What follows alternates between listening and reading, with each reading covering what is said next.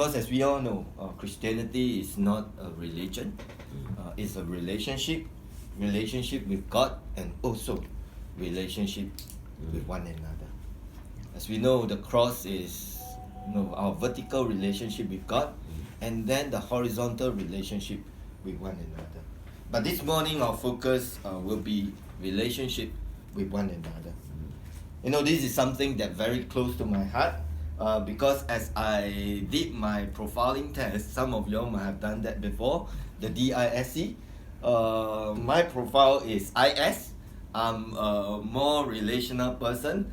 I treasure relationship a lot, and that's why I say it's very close to me, close to my heart. What kind of relationship we consider them as godly? I believe godly relationship applies godly values. What do we value when we have relationship with someone? When you have a close relationship with that someone or with that group, they will also shape up your values. When I'm young, I remember my parents always tell me that you don't mix with this guy because he's going to influence you in a bad way. But at that point of time, I don't believe so. I always stand up for my friend. I say that's not true. Whatever I did got to do with my own decisions and my own choices. But after many years of my transformed life, and right now I'm helping the youth at risk, I realize that's not true, because the people that we are with will influence us. They will influence our values, they will also influence our behavior, and they will also influence our decisions. Whether we like it or not, the people that we are with, they are going to influence us, either in the positive way or in a negative way. I remember my first time staying in a halfway house. For my first 6 months, I'm not allowed to go back home for my home leave. So my first 6 months stay in the ministry, I experienced God, I encountered God, I walked the ways of God. But 6 months later, when I have my home leave, I go back home because I stay in the HDB, where my old estate is. I stay in the HDB block. Below my block, there is a coffee shop. So my first home leave, I go back home, and then I stay at home, watch TV. Time up, I go back to the ministry. But my second home leave, not true. When I look down the window, all my friends are at the coffee shop. I think it's okay lah. As long as I don't smoke, as long as I don't drink, it's okay to be with them. So I went there, I sit with them. For the first 1 hour, I never smoke, I never drink. But after that, they smoke, they drink, the conversations that they have, suddenly, I'm into the same conversations, same topic as what they are talking, and then suddenly, automatically, my hand go to my friend packet of cigarette and then start lighting up. So the people around us influence us, whether you like it or not. They're going to influence us. And we human beings are created for relationship. So it's important for us to know what kind of relationship that will benefit us. I want to talk about the bad one before we talk about the good one, so that we know why we shouldn't be mixing up with those people that we think that is going to influence us negatively. In 1 Corinthians chapter 15 verse 33, the Bible says that do not be misled. Bad company corrupts good characters. In another version, in the New King James Version, it says, do not be deceived. Evil companies corrupts good habits. The Bible says that let us not be deceived. Having bad company, they will corrupt you. Whether what kind of good characters that you have, good habits that you have, but when you are with the bad company, they're going to corrupt you.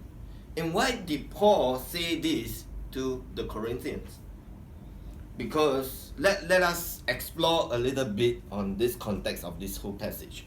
Paul was trying to correct them, their misconceptions of the Corinthians Christians that they had. You know, they believe in the false teaching that there is no more resurrections.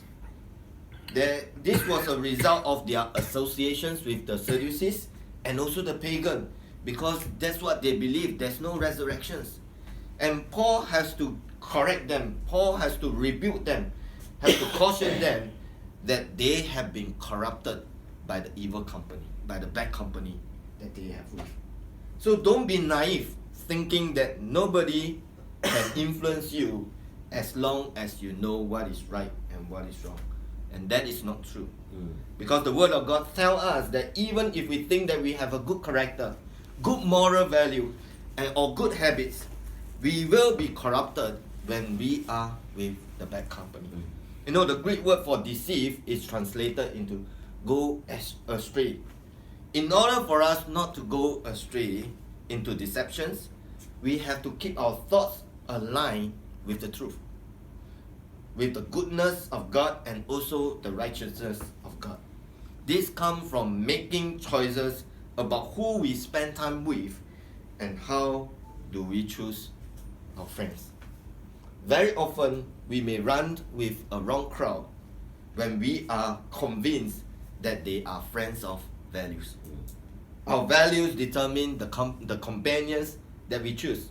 For example, if we value sex before marriage and this value is not rejected, then we become more open to sexual immorality.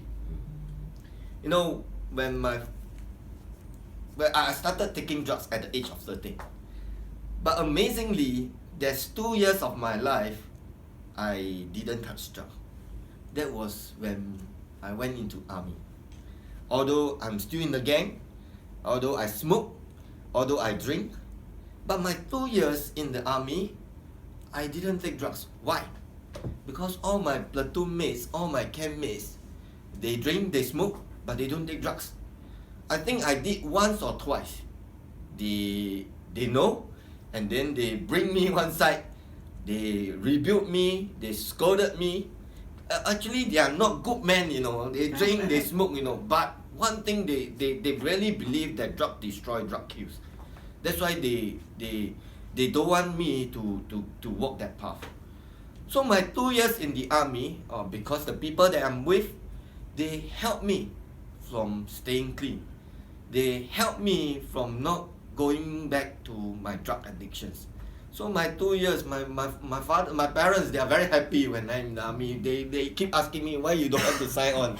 But because my 2 years, I really always sober when I go back home. So the people that we are with, they influence us. And then we cannot belittle the importance that who our companions are. They are people who we spend time with and they make a difference in our life. You know, the New Courage Missions, we do a lot of community work. We help the elderly, we run the halfway house, and then another part of our work is that we help the at-risk students in the secondary school. You know, this group of students, as they are being handpicked by the principal, by the form teacher, they are here to attend our program. Our program is called Time Out Program. You know, like basketball matches, the coach, if they see that the team is not doing well, he will ask for a timeout and then get all the players come, re-strategize, replan, and then go back to the match again. So this program is called timeout program. I believe the principal have the same kind of way of looking at like a basketball match. They felt that this group of students, they have not been doing well. They are also at the verge of dropping out of school. So they engage us, the school engage us to go in to help all these at-risk students for this timeout program.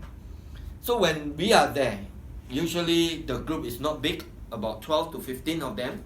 So as they come for the program, this group of students, because they are at-risk students, I remember there's this group, 13 of them, but 3 different gangs inside.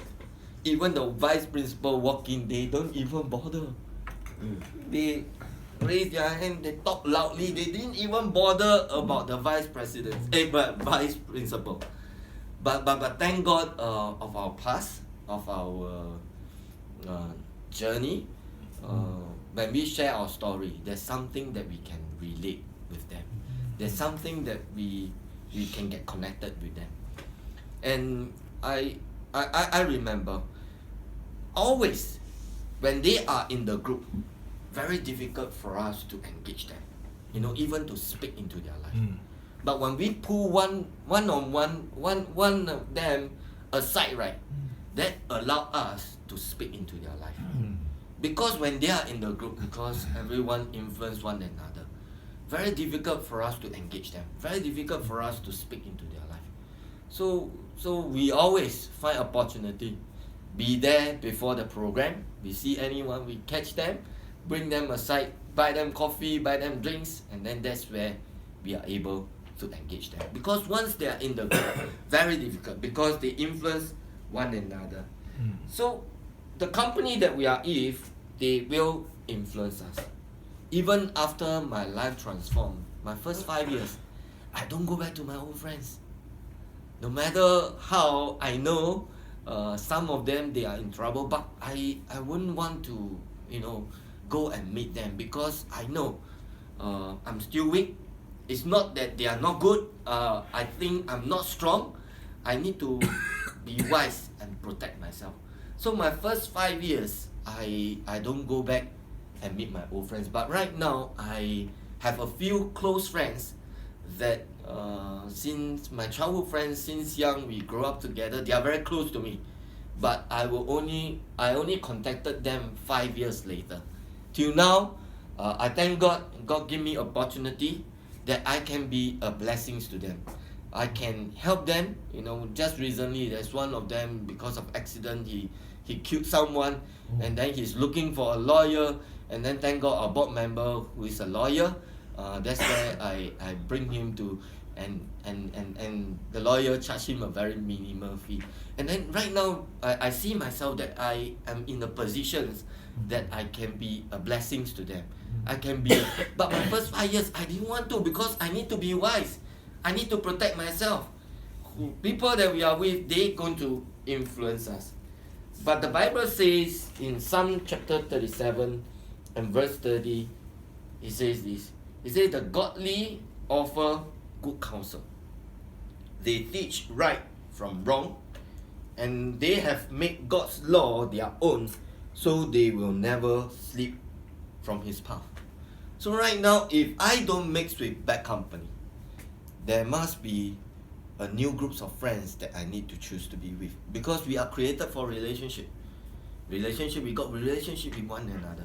If I want to give up my old relationship, that means those bad company, then I need to replace them with positive relationship, with godly relationship that's going to help me along my way in my transformed life. So right now, the people that I spend time with is either my colleague in New Charismatians, my church member, my cell group member, because they are the group of people that can offer godly counsel, that can offer and help me to make God's law of their own, so that I will not slip back from my path. It's good for us to look for godly people that will provide you godly counsel. And what are the things that you need to look out for a positive relationship? Our relationship should be made up of godly counsel, because it provides good and also godly advice. There are 4 things that this morning I would like to share with all of you in regards to build a godly relationship. And when it comes to godly relationship, I think we can all learn from the geese. I repeat that again. We can learn from the geese, which is the animal.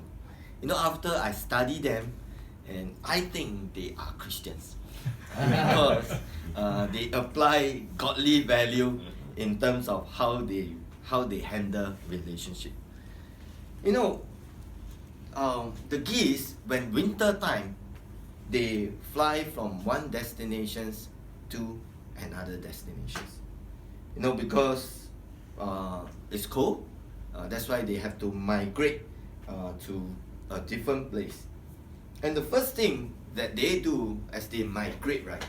Because when they fly, they are headed in the same directions.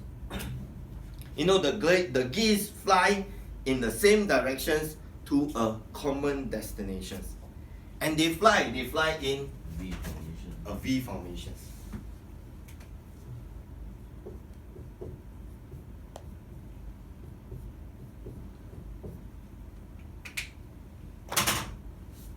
Because as the geese flap their wing, they create an uplift for the goods behind them, and it becomes easier for them to fly. There is a reduce of air resistance to the geese behind, and do not have to put in so much effort. By doing so, they can fly 70%. To be exact, is 71% further. That means if one goose fly, for example, if the strength, the effort, he can fly maybe 100 kilometers. But as they fly together, as a V formations, they can fly up to 700 kilometers because 70% further.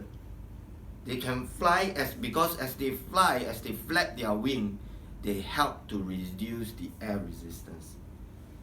So be it you are in the church, you are in the workplace, or God place you whatever positions or whatever place that God want you to be of influence to. I think this is something that all of us is good for us to apply it in the relationship that we have with one another. Because over in New Colors Missions, we have right now our total master is 67. I believe all of us, when we come in for program, we all have the same destinations. We all have the same directions that we want to head to. Because we come with broken life, we are there for the program. Hopefully that program help us to live a different life, to live a transformed. That's why all of us, our youngest right now is 19 years old, our oldest is 65 years old, but all different ages, but we all have a common destinations. We are flying into the same destinations. That's why when we fly together, when we have the same destinations together, when we flap, it helps us to reach that destinations faster. And for us staff, when Pastor Don casts a visions, I have a Taiwanese pastor. He runs 17 halfway houses. I think he's the most successful man that run halfway houses in the world, because he has, I think, total 17 all around the world. And he one time he came to New Clarice, and after the second day, when he stayed in my house, I remember he asked me these questions. He said, Johnny, you have been serving in New Clarice Missions for, at that point of time, I think 7-8 years. He said, what is your vision when you in New Clarice Missions? My reply to him, I said, Pastor, my vision is Pastor Don's vision. Because when Pastor Don casts the visions, I believe he alone would not be able to achieve that. That's why he need the staff team, he need the leadership team to uphold, to support the visions that God placed upon his heart. Wow, the next day, I think when he shared on stage, he felt that, wow, my answer to him is something that he really think that, hey, this is what he really want to, when he go back to Taiwan, this is really what he want to educate his staff. Because it's true, Pastor Don, he's someone, DISC, he's a very high D person. He always has vision. When he casts the vision, we all have to carry it through. Because it's too big. He alone cannot achieve it. So for us, when God gave him that visions, we as staff, we should be supporting, we should be uphold him and carry through the vision. Same thing in Power back here. I always thank God that how many company can have morning service, morning devotions like this. like staff of the power pack. I believe Brother Casey, he have a vision for this company. But each one of the staff, can we help to carry through and fly to the same destinations? Because a place of agreement is a place of power.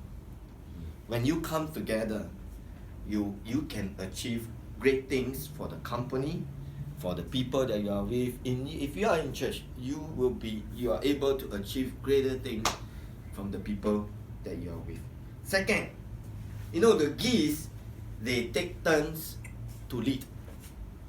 The goose at the front has no goose to create an uplift for it, because it bears the greatest resistance. After a while, it will get tired and it will fall back to the formations, and the goose next in line will move forward to take the front spot. That means this one, after a while, tired because he's the one taking the lead. He's the one flapping it. There's no resistance on it. But these two, there is resistance, so that it doesn't require them much effort. So after a while, he will fall back, and then the next in line will take over. And then they continue with the V formations and continue to head to the same destinations. In Galatians chapter 6, verse 2, it says, carry each other burdens, and in this way, you will fulfill the law of Christ. I think before we are Christians, we have all different sets of value. And we are all born selfish, self-centered. A child, you doesn't need to teach them to be selfish, because of our sinful nature. You give them one sweet, you try to take back from them, they will not return to you. We are all created, born in this way because of our sinful nature. But now as we are Christians, what are the things that we want to apply? What are the biblical values, godly value that we can have? I think it's important for us to carry each other's burdens. In relationship, we share roles and responsibility. One thing I'm very sure, I will make my wife happy. On Sunday, I will help her with the household chore. She will be very happy because I share some burden, I carry some load, carry some of her responsibility, and definitely she will be, when there's a saying, a happy wife, you will have a happy life. So I usually do it on Sunday, so that my rest day, I can really enjoy my rest day. Take initiative to show concern to the people around you. When you come to church or your workplace, ask God, what can you be a blessing to the person that is around you? Philippians chapter 2, verse 3 to verse 4. It says, do nothing out of selfish ambitions or vain conceit. Rather, in humility, value others above yourself, not looking to your own interests, but each of you to the interests of others. That means we don't do things out of our selfish ambitions. When you pray, when you ask God to give you opportunity, I truly believe there will be. But are we obedient enough to follow what God have opened the opportunity for us? Because when you pray for that, you ask God, when I come to work, how can my life be a blessing to others? When I come to church, what can my life be a blessing to others?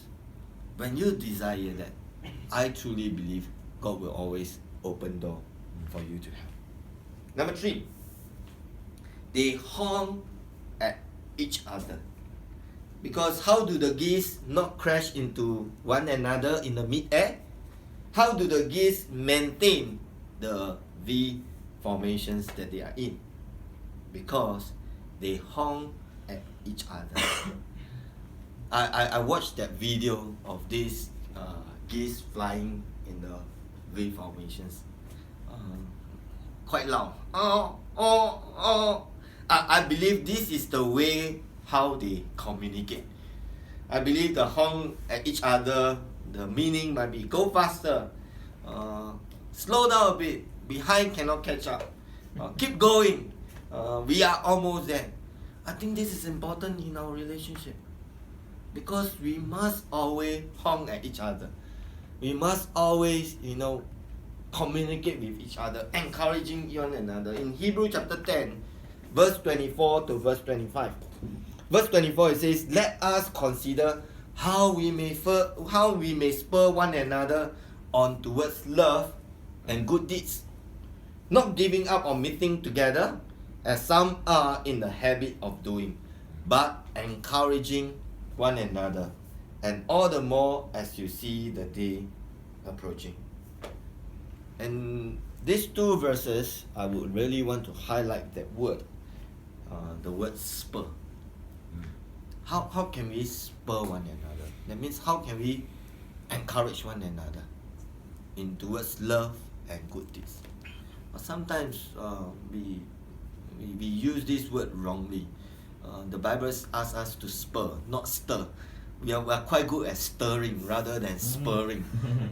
So I think this is something that we must be mindful when we are in a relationship, be it in your workplace, in church, in cell group, whatever it is. Let us find opportunity to spur one another. Let us find opportunity to encourage one another. I have a question for everyone. Who doesn't need encouragement? I think every one of us, we need encouragement. Be it you are a leader, be it you are a boss. Even for myself, as a parent at home, as a father at home, I also need encouragement. Every one of us, we need encouragement. But before others do to us, the Bible says that one of the golden rules that I always apply in my life, Matthew chapter 7 verse 12, it says, "Do unto others if you want others do unto you." That means if you want encouragement from others, then let you be the first one to do that for others. When you see people, I believe there's something good. If you observe, definitely you can find ways to encourage someone. Like what I shared with all of you, we run the at-risk students program. We are being trained to observe good things of their students. Actually, if you don't observe them, sometimes it's quite hard to find one good things because they are very rowdy. They can be very destructive. Their reactions, their behavior can sometimes can't really tolerate lah. But if you are able to observe them, when you observe them, they do something good. So when next time we take the opportunity to highlight someone that we can, after what we have observed, in front of everybody, we encourage them. Then you see the next day they do more.